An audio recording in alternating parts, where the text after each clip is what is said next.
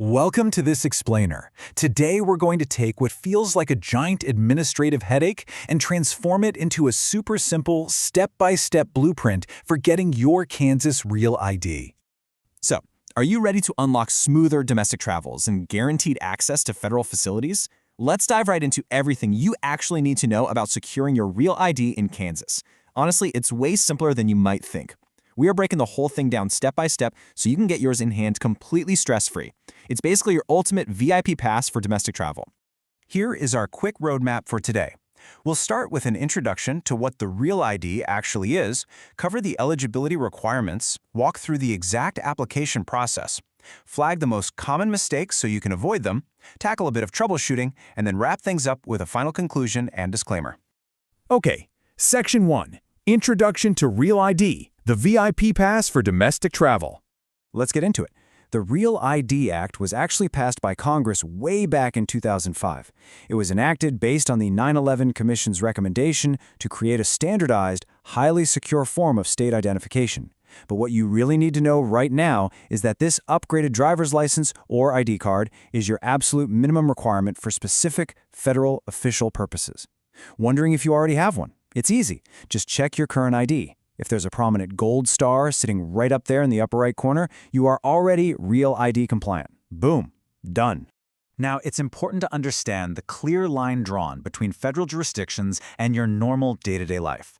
You absolutely, without a doubt, need this upgraded credential to board commercial domestic flights, to get onto secured military bases, or even to access civilian nuclear power plants. But hey, don't panic if you don't have the star yet. Your standard non-star ID is perfectly fine and totally legally valid for everyday stuff. We're talking driving on public roadways, voting in elections, banking, or heading to municipal hospitals or the post office.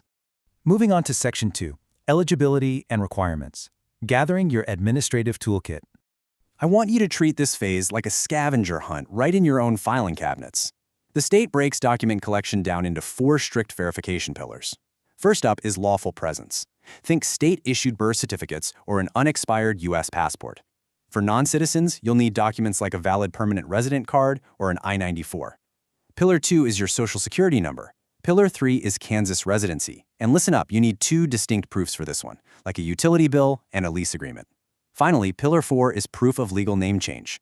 If your current name doesn't match your birth certificate exactly, you've got to provide a certified document, like a government-issued marriage license, to bridge that gap. The official Kansas Department of Revenue checklist is exactly what you'll use to verify your primary identity and Social Security credentials. And here is a massive pro tip for you. If you decide to use a W-2 or a 1099 for your Social Security proof, state guidelines require that document to be dated within the last 3 years. Don't bring in a tax form from 2015. When you're putting this whole portfolio together across all 4 pillars, remember that you absolutely must have 2 separate physical proofs of your current Kansas residential address. A utility bill, a bank statement, or your vehicle registration work perfectly here. And while the state checklist sometimes accepts residency documents dated within the last year, a lot of county-administered offices enforce a super strict 60-day window. So just to be absolutely safe and avoid a completely wasted trip, make sure the mail you bring is less than 2 months old. All right, Section 3, the step-by-step application process, your roadmap to the DMV. Following these 4 precise steps ensures you won't be turned away at the licensing desk on a frustrating technicality. You want to get in, get verified, and get out. So let's walk through each of these 4 steps right now to make sure you're totally ready to go. Step 1 is a literal game changer for saving time. Because Kansas systematically started digitizing resident ID records between 2012 and 2017, you might not even need that giant stack of documents we just talked about. If you go to the online driver's license status check portal, you just input your exact driver's license number, legal name, and date of birth. If the system gives you a yes, it means your primary identity records are already verified on file. In that best-case scenario, you just bring your current ID and 1 single piece of recent mail. If it says no, well then, you bring your full physical document portfolio. Now, to prevent one of the biggest headaches people face, please pay close attention to this rule. If your name has changed, maybe due to marriage or a court order, you have to legally synchronize it with the Social Security Administration at least 24 hours prior to your DMV visit. The Kansas Division of Vehicles uses automated software to cross-reference the name you submit against the SSA database. If you haven't given the SSA database a full day to update, the state system will instantly flag an identity mismatch. The examiner will literally be locked out of issuing your real ID. No way around it.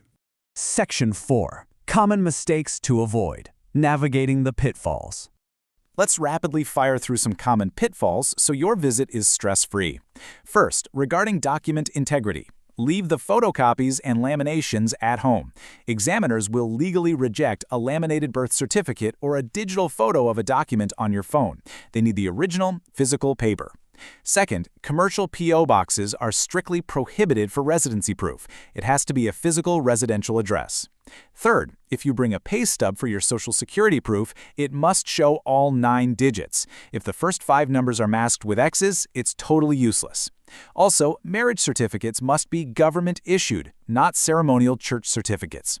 And a huge note for non-U.S. citizens, you have to present your lawful status documents, like an I-94 or permanent resident card, during every single office visit, even if you've already brought them in the past. Section 5. FAQs and troubleshooting. Solving application hiccups. Okay, this is a big one. What if you just moved to Kansas and your out-of-state license expired during the chaotic move?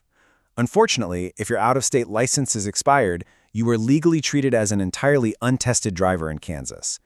That means you won't just be verifying documents. You're going to have to pass both the written traffic exam and the physical driving exam all over again. Ouch. Also, just as a heads up, even if your out-of-state license is perfectly valid, state regulations require you to transfer it within 150 days of establishing residency. If you wait longer than that, they slap a penalty fee on top. Now, if you are dreading the classic DMV waiting room line, you don't have to just walk in and hope for the best. You can secure priority service by scheduling an appointment well in advance using the state's QFlow or Telegov online portals. And here's something even cooler. The Kansas Department of Revenue actually partnered with AAA Kansas to provide a mobile remote licensing unit at the AAA retail store in Lawrence. You don't even have to be a AAA member to book an appointment there. Finally, Section 6. Conclusion and disclaimer. Your final departure call. As we bring this explainer in for landing, we want to emphasize urgency without causing any panic. The federal enforcement phased implementation for domestic flights officially begins on May 7, 2025. Yes, there is a final card-based enforcement phase extending through May 5, 2027, but honestly, keeping that initial 2025 deadline top of mind is the smartest move. It ensures you prioritize your application well before airport security lines tighten up and actual travel disruptions start happening. Please remember that this explainer is intended for informational purposes based on data available as of 2026. Because federal and state policies can shift, quite frankly, often at the direct discretion of the Department of Homeland Security, always double-check directly with the Kansas Department of Revenue for any recent regulatory changes before you finalize your travel plans. You are now fully equipped with the facts. You know the exact document pillars, and you've got the insider scheduling tips. All that's left is to take action. So pull up that online status check, verify your documents, and book your appointment. When will you schedule your Kansas Real ID visit and officially unlock your smooth, federally compliant future? Thank you so much for joining me on this explainer, and safe travels out there.